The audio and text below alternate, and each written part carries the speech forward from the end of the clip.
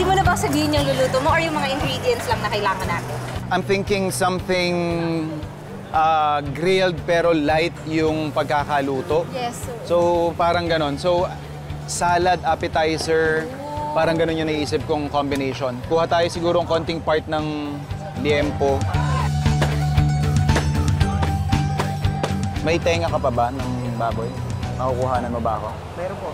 Tenga. Sige, pahingi rin akong tenga. So for this cooking kasi medyo matatagal na lang tayo dun sa tenga na part. Oo. Pero, solid yan. Bihira naman magluto ng tenga sa bahay eh. Yeah. Unless Ilocano, may time pa nga dati na sobrang mura lang yan. Dahil, Hindi masyadong mabili. oo. Pero Masyadong ngayon, niluluto. I think it's gaining its siguro reputation na mura pero hindi ka magsasacrifice sa flavor. Salamat, Thank you, kuya. sir. Thank you, thank you. Salamat Ito po. na yung main ingredient natin. Okay. Sa gulay part naman tayo. Yeah? Sabi ko nga gusto ko siyang gawing parang light, pero syempre, packed with flavors pa rin. Pag nag-uunang hirit na ako nagagawin sa palengke. Kaya ang saya din sa feeling na ayun, namimili ka, ayan, makikita mo yung mga, ay, ito yung mga fresh at matuturuan ka pa. Si chef tuturo niya sa akin, ano ba yung mga maayos na, ayan, kunwari yung labanos, ganyan. O kaya yung mga gulay, doon mo malalaman kung ano ba yung mga fresh. Sabi mo kanina hindi ka masyadong fan ng labanos. Labanos. Pag mapait yung labanos. Okay. Kasi nga, yun nga. Pero pag hindi naman mapait, di go, di ba?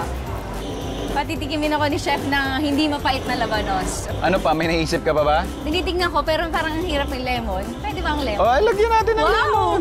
Sige nga, Oo. tingnan natin. Lemon. So ako nang bahala sa lulutuin. Okay. Relax ka muna. And sabi mo nga, I'll surprise you. With our dish. Yes! Oh, sige, Alright. excited na ako. Tiis Okay, lang chef. konti sa gutom ha. Ako nang bahala dyan. Kailangan mo ng tulong, chef. One ko I know. Rock and roll yan eh. Habang busy kami ni Jensel sa pamamalengke sa farmer's market, Sariwang gulay! Dito na po! Salamat Ito po. na yung main ingredient natin. Okay.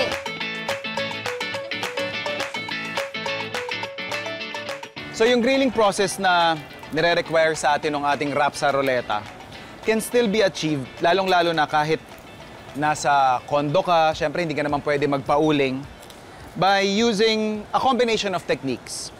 What you can do is pan grill.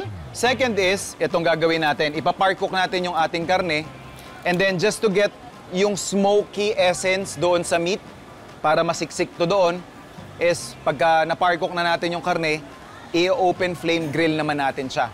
So, yung first step natin is lulutuin natin yung ating, or ipa-park cook natin yung ating karne with some aromatics. Garlic.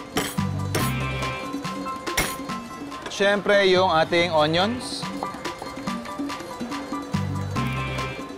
Yung ating fish sauce. Some salt. Siyempre, peppercorns. Ating labanos.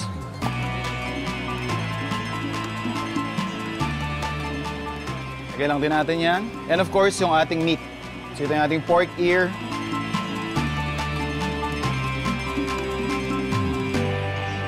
Saka yung ating liempo. So more or less, we're going to par cook this for around 20 to 30 minutes. Saka natin tatanggalin doon sa ating pinaglulutuan. Then saka natin i-grill.